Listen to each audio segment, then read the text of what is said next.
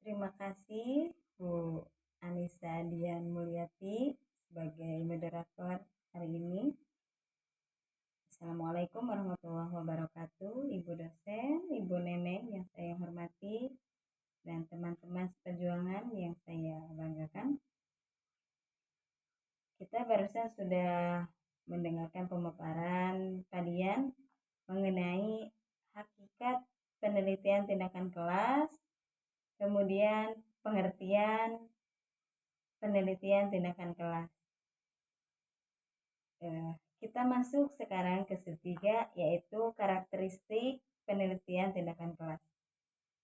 Dari pengertian yang sudah dipaparkan tadi oleh Pak Dian, kita dapat menemukan karakteristik PTK, karakteristik penelitian tindakan kelas seperti apa. Mari kita kaji ciri-cirinya. Di antaranya, adanya masalah dalam PTK dipicu oleh munculnya kesadaran pada diri guru bahwa praktik yang dilakukannya selama ini di kelas mempunyai masalah yang perlu diselesaikan. Kemudian, an inquiry of practice from within. Artinya, itu timbul dari kesadaran dalam dirinya sendiri bahwa ada masalah dalam praktek pembelajaran di kelasnya yang perlu diperbaiki. Misalnya, kita sebagai guru matematika menerangkan matematika, ternyata daya serap anak itu cuma 40%.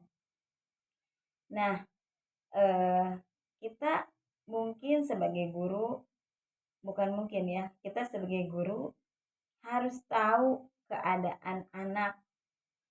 Kenapa anak misalnya selain daya serapnya kurang, ketika kita berikan PR mereka tidak mengerjakan, atau mungkin ketika UTS, UAS nilainya selalu jeblok. Mungkin di situ kita melakukan penelitian kepada anak khususnya. Nah, itu yang disebut dengan an inquiry of practice from within gitu. Jadi bersama meneliti bagaimana keadaan mereka, mungkin ke latar belakang ya, latar belakang anak-anak kita. Selanjutnya ada lagi selain yang tadi itu, yaitu self reflective inquiry atau penelitian melalui refleksi diri.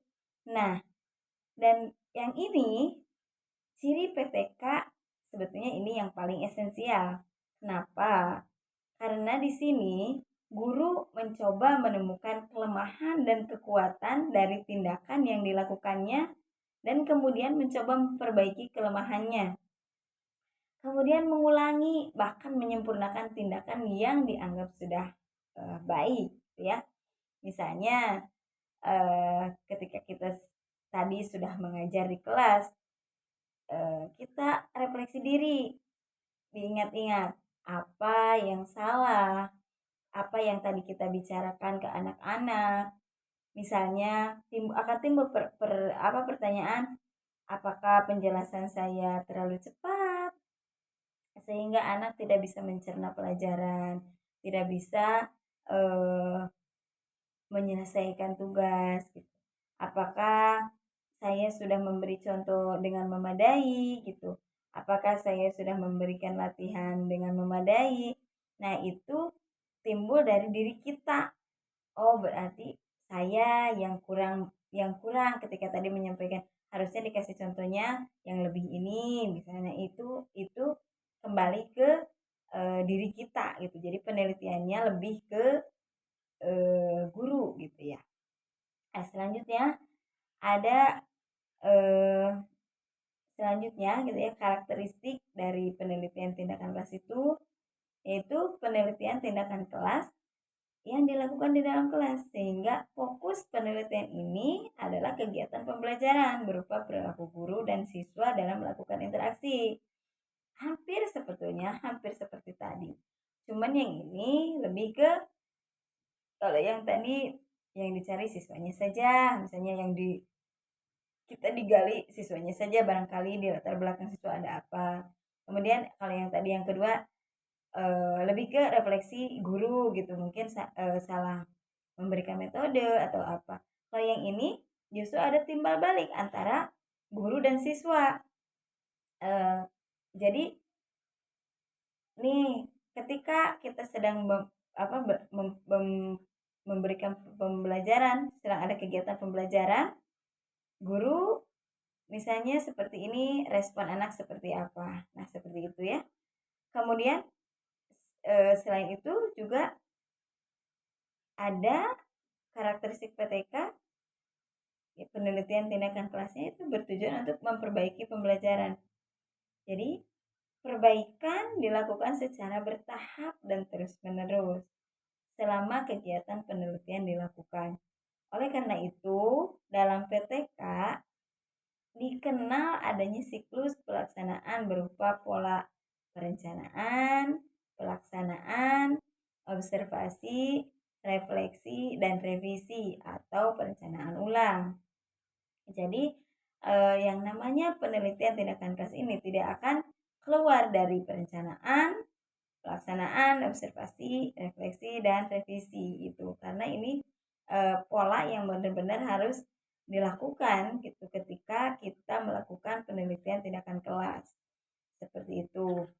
Kemudian setelah apa tadi subtema dari hakikat penelitian tindakan kelas itu yaitu penelitian tindakan kelas dan penelitian kelas. Jadi penelitian tindakan kelas atau classroom research adalah penelitian yang dilakukan di dalam kelas. Kita sudah tahu ya gitu ya, bahwa PTK itu adalah penelitian yang dilakukan di dalam kelas. Namun penelitian kelas tidak hanya mencakup PTK, tetapi juga berbagai jenis penelitian yang dilakukan di dalam kelas.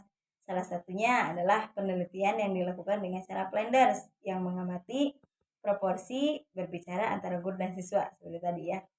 Adanya komunikasi antara guru dan siswa seperti apa itu. Contoh penelitian kelas yang lain yaitu penelitian mengenai keefektifan salah satu metode mengajar. Peneliti akan mengumpulkan data dari observasi kelas wawancara dengan guru dan siswa. Jadi di sini kita sebagai guru akan meneliti keefektifan metode mengajar kita. Oh, ini nih, ketika kita mengajar bahasa Inggris, misalnya, ini yang lebih efektif ini dengan cara speaking nih. Oh, kalau yang ini mungkin harus dengan vocabulary, atau yang ini mungkin harus dengan writing dulu gitu, atau pronunciation-nya dulu. Nah, seperti itu. Jadi lebih ke metode. Atau misalnya kita memberi mengajar bahasa Indonesia.